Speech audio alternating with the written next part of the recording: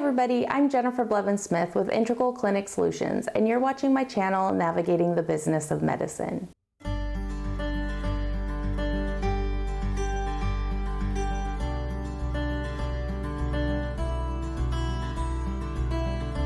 Today I want to talk a little bit more about creating budgets for your business and diving a little bit deeper into some of the smaller details that you may not think about or know about that you need to include in your budget. I see this a lot with doctors who are opening their own practice because they don't know what they don't know. And I know that sounds a little vague or condescending, and that's not meaning to be, but it's honest. Doctors didn't go to school to be administrators, and if you've practiced medicine for a long time, you still might not even know some of the costs or expenses that go into running your own medical clinic. These things can be overlooked, and although most of them are not high-priced items, there are many of them and they add up. Remember, insurance companies do not start paying you for about 30 days after you send out claims. Now, this is a generalization and an average. There are definitely some insurances that will pay faster, and depending on the time of year it is, it will definitely affect how fast you are reimbursed. If it's during deductible season, of course, a lot of those balances are going to go to patients, which delays you getting paid even further because you have to wait for the claim to be processed and their accounts to be reconciled so that a statement will be generated. And depending on how often you're having your statement sent to your patients determines how soon they will receive the statement after their account is rendered. And then how fast they pay depends on the patient. A lot of times it also has to do with how high their balance is and etc. etc. These are things that need to be anticipated when you put your budget together. Right now, it's the end of the year, so in theory, most things should be covered by insurances, but that's not a guarantee. Plus, you have to anticipate making money that will carry you through deductible season so you don't find yourself in the same situation as when you opened your practice and didn't have revenue coming in. These are things that an office manager, a CPA, or maybe even a bookkeeper could help you get some perspective and plan on before you put your whole budget together and go to the bank for a loan. When you get the loan, you definitely want to make sure you don't undercapitalize yourself. You don't underestimate the amount of money you're going to need. Honestly, from my experience, I would prefer a doctor to have a loan for more money than they need than less money than they need. And I know that interest is involved and paying back the money is involved and there's a lot of moving parts, but you don't want to be stuck not being able to cover payroll and scrambling during payday. You don't want to be stuck trying to get equipment and stuff without any money. There's so many things that you could be stressed about that wouldn't be necessary if you plan accordingly. With that being said, CPAs also encourage all business owners to have an available line of credit and also business credit cards. So when you apply for your business loan, also ask about getting their business card and also about getting a line of credit. Now, you might not be able to do this all through the same bank, but maybe you can. But those are things that you really should work on.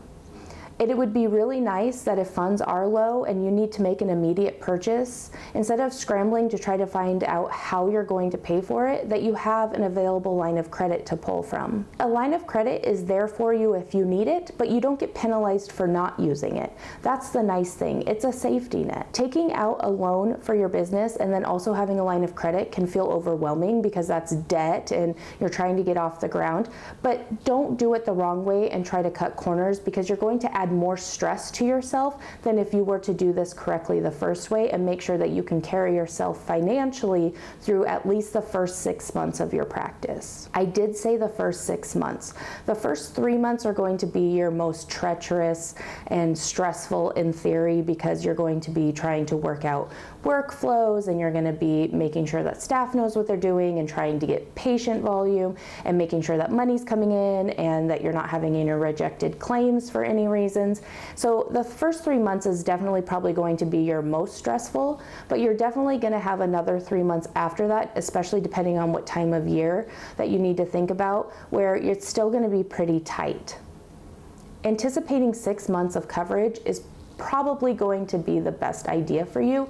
But again, I strongly encourage you to consult with a CPA who helps people in the medical field, because they have a strong understanding of all of this. Some things that you need to think about and anticipate in your budget when you create it and when you apply for your loan.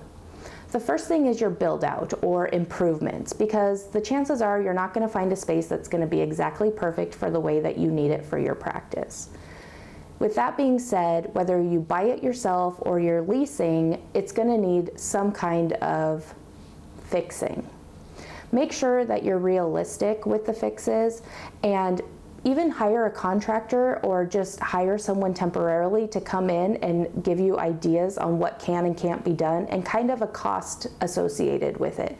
That will help you get an idea if it's something that needs to be done before you open, if it can be done down the road, or if it's really not that big of a deal. It will also help you determine if it's a good place, like if it's worth it or not.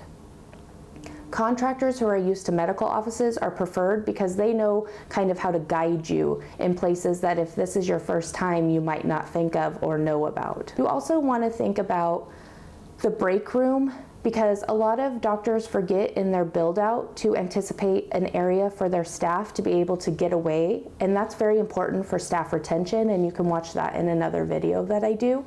But definitely make sure that when you're doing the build out, you're anticipating proper sinks for hand washing, storage space for equipment and supplies, areas to put refrigerators depending on how many items you're going to need refrigerated in your office based on your specialty and patient care needs. And then also, I would encourage a garbage disposal. I know they're not very expensive, but building it into the budget and to the plan of the build out is good, and it will reduce any kind of future costs for plumbers when you clog a sink or something, especially in the staff sink. I've experienced this. There has not been garbage disposals on staff sinks where they have their break room, and we have to pay hefty plumber bills to come in and unclog it. So just ward that off ahead of time and anticipate a garbage disposal. Also think about the medical supplies and equipment you will need when you open your doors. Don't go, oh, we don't need it right away and it's not that big of a deal. If it's something that you're going to need to give good patient care, you need to anticipate the cost and get it ahead of time.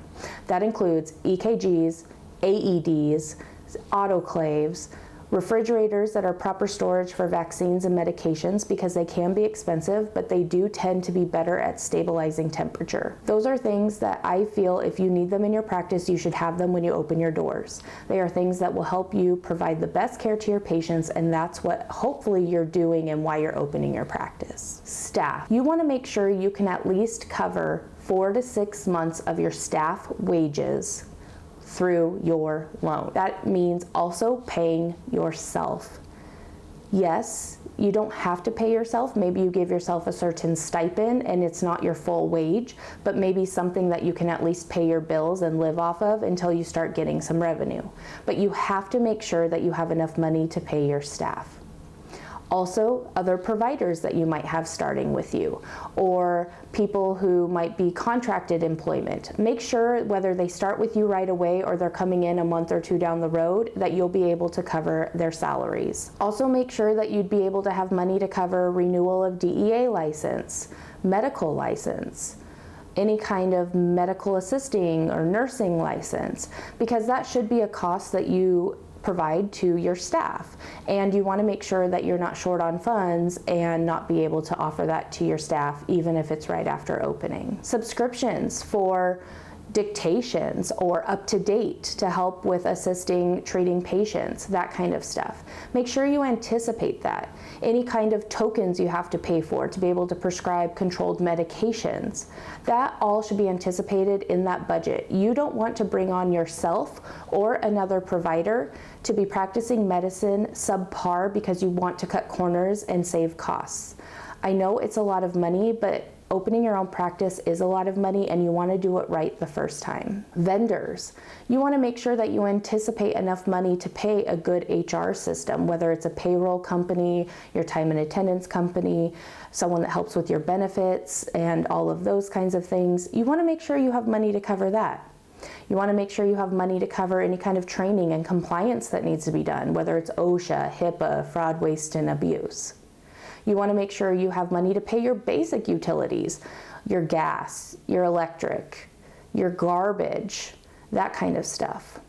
And then also your shred company, if you have a shred company, your sharps company, because you have to dispose of sharps appropriately and have, a certificate of destruction showing that you did it correctly. Oxygen, if you need oxygen tanks in your office, and making sure that you anticipate that cost. A cleaning company, if it doesn't come with your lease agreement and you have to hire your own cleaning company, making sure that you have the funds to do that. You don't want a dirty clinic. You're a medical office. It needs to be very, very clean, and you need to hire people who know how to clean a medical office.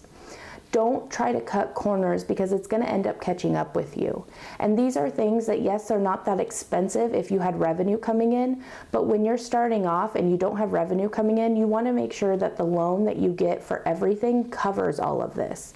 Don't undercapitalize. Make sure that you are able to not stress yourself out financially with all the other stresses that comes with opening a practice. From staff training to hiring the right staff, finding out if you need to hire new providers, building your practice and attracting patients, all of that kind of stuff.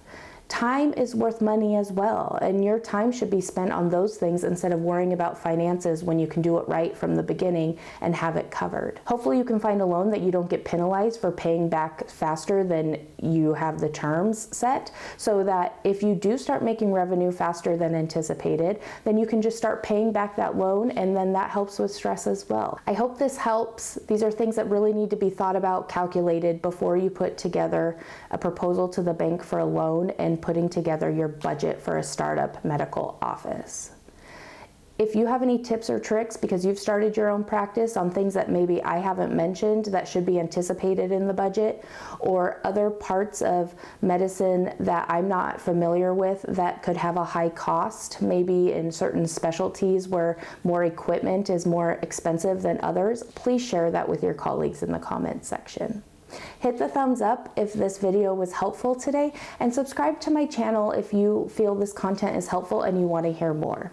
I hope you have a wonderful day. Thank you.